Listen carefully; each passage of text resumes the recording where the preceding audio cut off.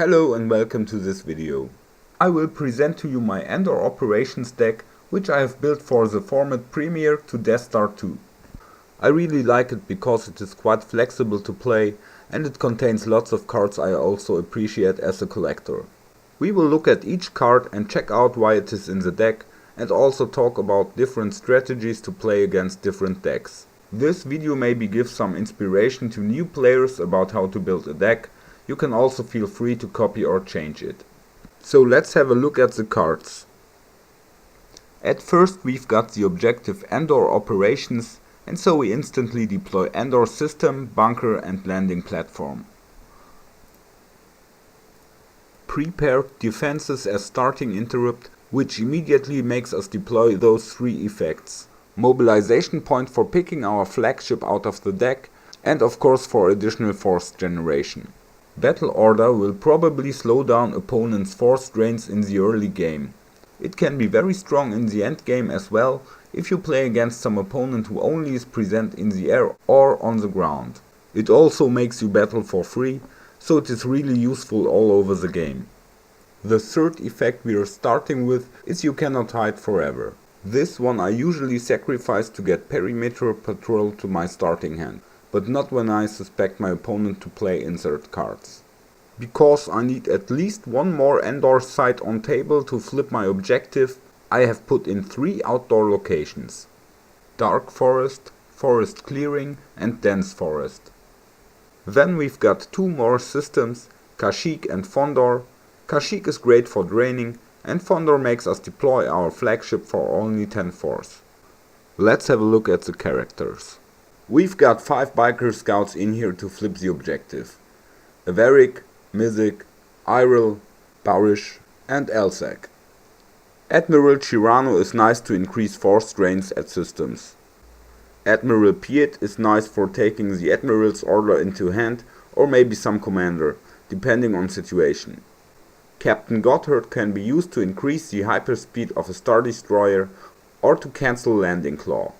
Commander Igar is a strong character for the ground combat. The best is to put him into Tempest 1.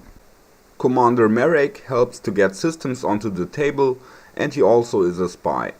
General Veers, another strong ground character meant to pilot some combat vehicle.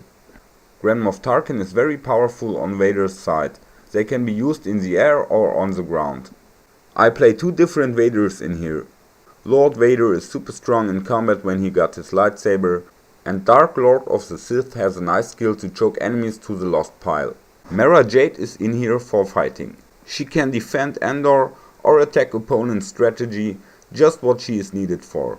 She is also a spy. Last one is 4-Lom with his rifle. In battle at sites it can be very helpful to cancel some characters' card text, deactivate some characters' permanent weapon or his immunity to attrition. In space he can be used to add 1 battle destiny. We are in attack position now is our Admiral's order. It has some nice attributes for this deck, especially making us being able to give the opponent up to 3 extra force loss each turn with your generals and commanders. We've got only 2 weapons in here, Mara Jade's lightsaber and Vader's lightsaber. Now let's look at the starships. The Executor of course must be in here as it is the most powerful Star Destroyer. Chimera and Devastator are also quite strong, and Visage can deploy without a force icon, can be useful when probing a hidden base system.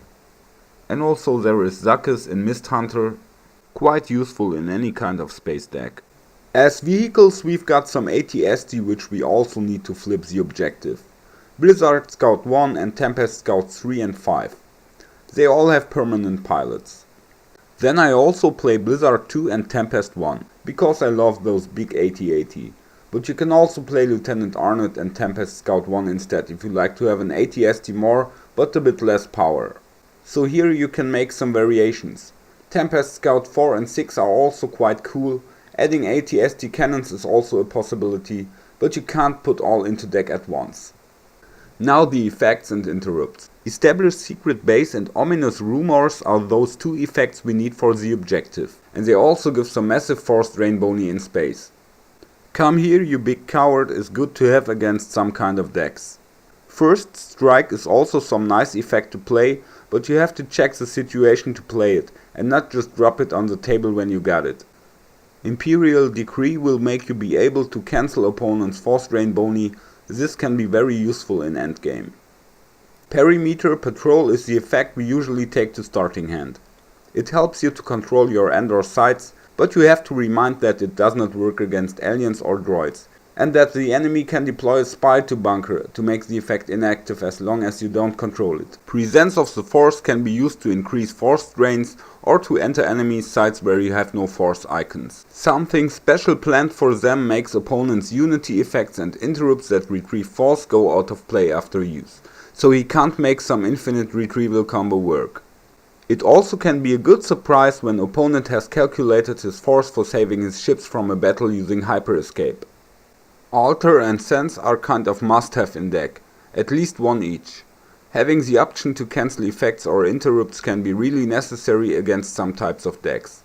Don't waste, I usually keep them to cancel cards like Power Pivot or Rebel Fleet. When you are able to look into opponent's deck, you should watch out for stuff that could be annoying to you. I play 2 Imperial commands because it's a powerful card and I can use it in all different ways here. I also play 2 Monarch because sometimes they are just nice to look at opponent's hand before making some important actions that could be crucial to the game. Also, it can be a hard hitter against opponents who play cards multiple times. Tarkin's Orders is great because it can be used in so many different ways. Sometimes I think about playing another one in deck. Then I play 2 Trample, always nice when playing AT-ST or AT-80, because it can kill characters even without battle. The last card is Twi'lek Advisor for searching effects, always good to have one. For upgrading this deck to Reflections 2 you can add cards like Admiral Thrawn and Captain Gillett Pelion, but I'm not sure yet which cards to put out for, I'm still testing out. Gook and Those Rebels Won't Escape Us is also a good add, can be used in so many ways and we maybe could play it instead of Captain Gotthard. So let's look how to play this deck. Getting out Ominous Rumors should not be a problem, but we need to control 3 Endor sites with AT-ST and or Biker Scouts to deploy Established Secret Base and finally flip the objective. We need to get out a 3rd site fast and draw enough Biker Scouts and AT-ST. Whenever we use our objective to search our deck for those 2 effects, we can also look out if the cards we need are in force pile. In most cases it's a better decision to get the cards you need fast even if you thereby have to deploy some cards one turn later. At the beginning of the first turn before activating force, we take the Executor and Perimeter Patrol into hand. Then we should control our docking bay and bunker fast, so we generate more force and get Perimeter Patrol activated. We need a Biker Scout in bunker, but in case opponent deploys a Scout or Revolution to bunker, you should not leave him alone there. In the first turns we care about force generation and getting keycards to hand. In mid-game we can build up our presence on the ground and in space. Step by step we set up huge force drains. Admiral Chirano and We're in attack position now are important tools to increase the damage. If the opponent is very strong and aggressive on Endor ground and you can't flip the objective, you should not play more sides to Endor and focus on the drains in space. Of course you should not completely give up the ground, because Ominous Rumors only gives you drain boni when you occupy Endor sides. If your opponent plays a space deck like Hidden Base or EBO and overpowers you in the air, you can do the opposite. You have to focus on your drains at sides. In space, you just concentrate your power on Endor system to keep Established Secret Base on table and also to make the Admiral's order work. On the ground, you deploy all sides and when you flip the objective, your drains can't be cancelled there. This deck is fun to play and the cards give you many options to handle situations. I played it in Death Star 2 League games on GAMP and I was able to mess with some really good players. I have won several matches and those I have lost were often the results of bad mistakes and unlucky draws. So even in my lost games I could see there was a chance for my deck to win. So I'm a bit proud of finally getting this deck to work after lots of changing and test playing.